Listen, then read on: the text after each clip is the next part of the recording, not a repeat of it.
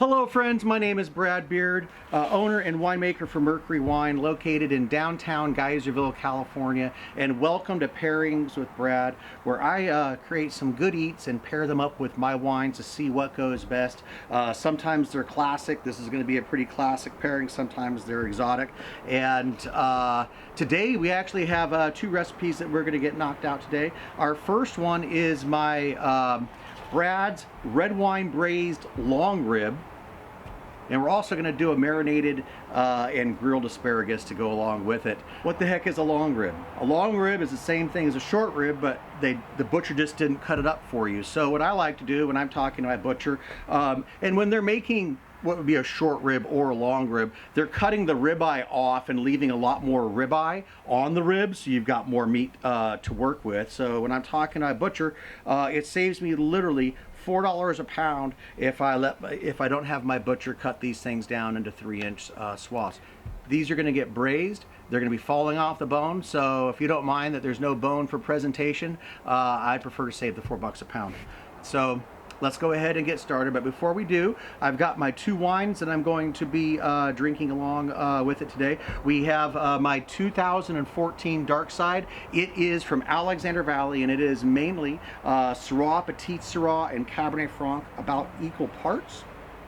Absolutely fantastic. It's dark, it's rich, and it's intense. And then we've got my Axina, my Summer in a Glass, beautiful fruity, ripe peaches, nice lemon acidity for the finish. First thing we got to do is get a little pancetta going. So we're going to go ahead and saute up some pancetta. Pancetta is just bacon without the smoke. I happen to have about 4 ounces of boar's head here.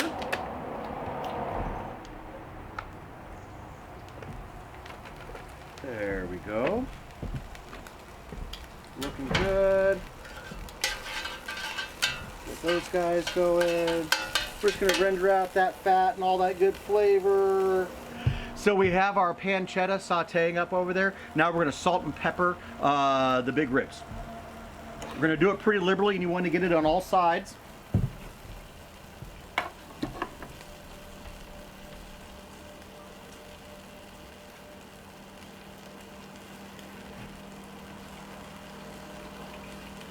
Using a nice kosher salt here. It's going to add a lot of flavor to it.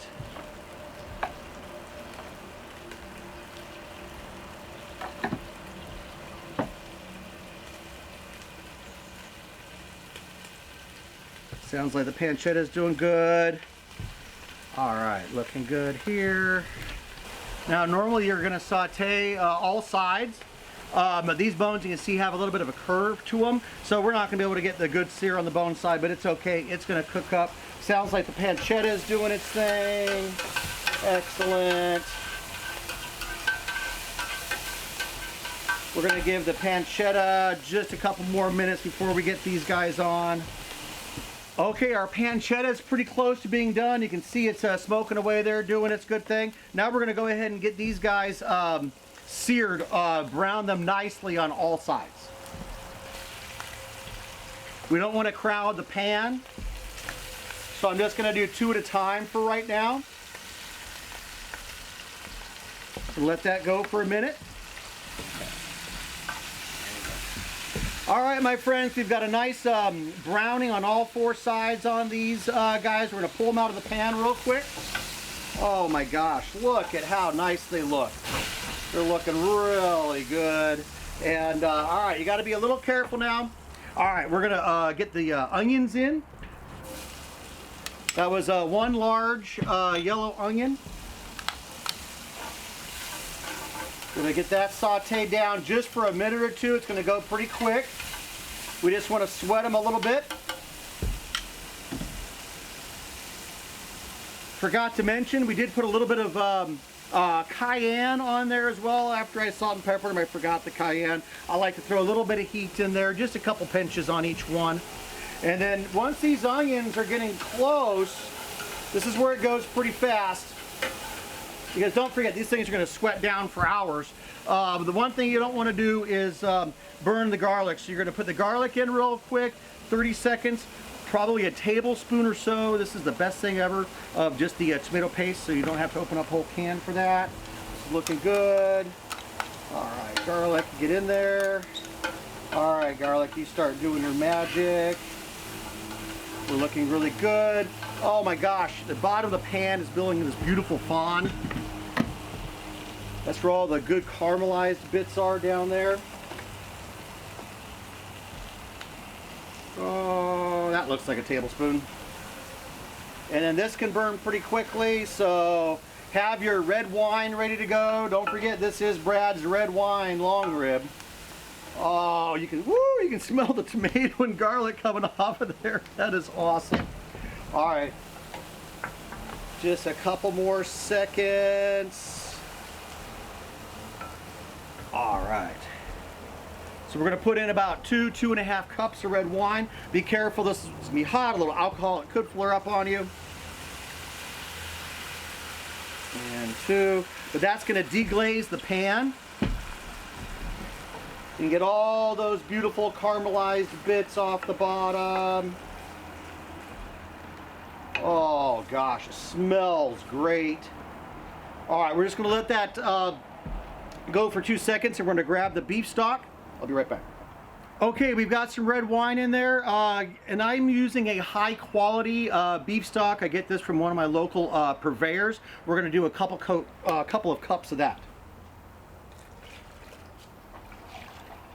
There we go. That's looking fantastic. And then we'll get, we'll throw in a little bit of thyme. That in there. Excellent. And we'll get these guys back in. See if we can get that in. Now, typically I'm going to put the meat side down, but since these things are so big, I've got to keep the guy on the end, on his side. I'll rotate him halfway through so that the meat stays tender there. And then I didn't put in a lot of stock because I didn't know how full it was going to be. So I think I'm going to put in a little more red wine because we want that to come up along the side. Oh, looking fantastic there. And a little more beef stock. There we go. We just don't want it to dry out while it's braising. Okay, this guy's ready to go. A couple different ways to do it. You can go ahead and put it into an oven at 350 degrees for 2 to 2.5 hours. As it's pulling off the bone, you'll know when it's tender and ready to go. Or you can just let it simmer here on the stove top. Either way, this didn't fit into my normal Dutch oven because they were so long. So I've got to put a couple of, this is heavy duty tin foil. So to make a nice little top for it there. There it is, seal it up nice and tight. All right, we're gonna get this guy into the oven for a couple of hours and we'll see how it goes, and we'll get the asparagus going next. Okay, we're gonna give it a check here. It's about an hour and a half in. Let's see how things are going. All right.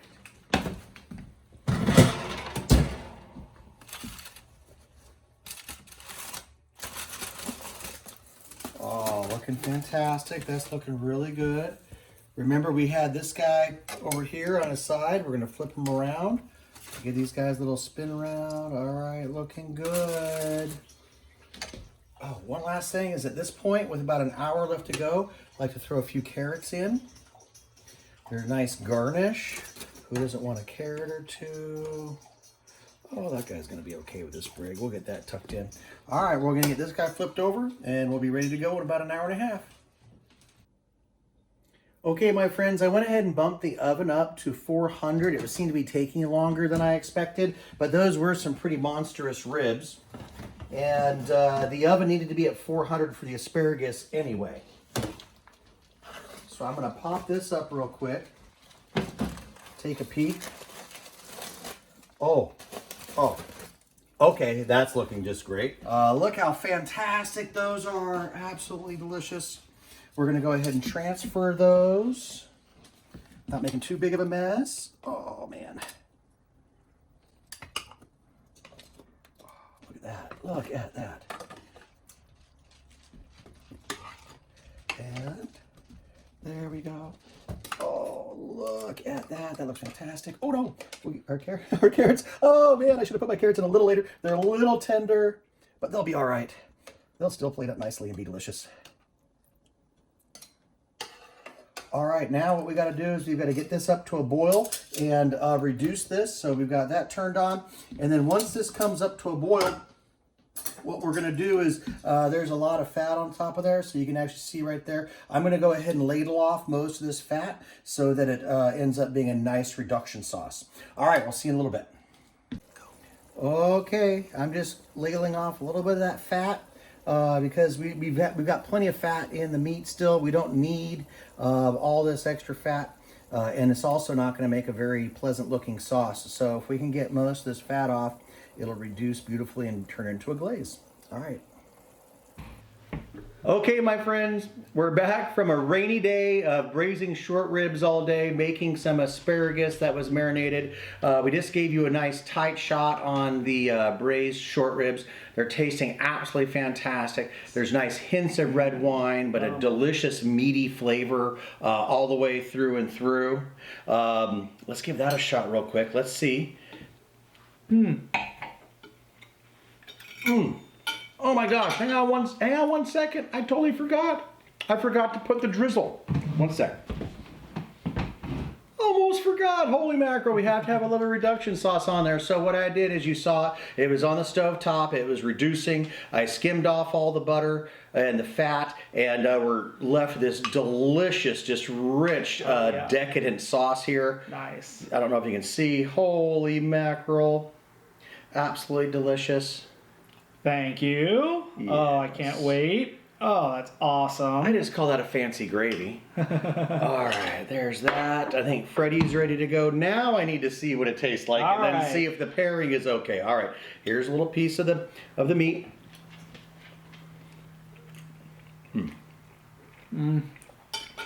A lot of these braised red wine dishes, they'll have you put a whole bottle of wine and use no beef stock. I really think the balance of the red wine and the beef stock is fantastic. And let's see, you think I think it pairs fantastic. All right, this is our 2014 Dark Side. I love the Dark Side. It's one of my favorite wines. I mean, it is so bold, so rich, nice tannins. And it pairs fantastic with this. So good job, Brad. Absolutely fantastic. Thank you so much. All right, guys, this is not a hard meal. It's definitely something you can do. Practice before you invite a bunch of friends over, but I think you can get it down. It's not that hard. Gosh darn it. It's just, but the flavors are so good. So anyway, cheers. Enjoy. Can we? Yes. Okay.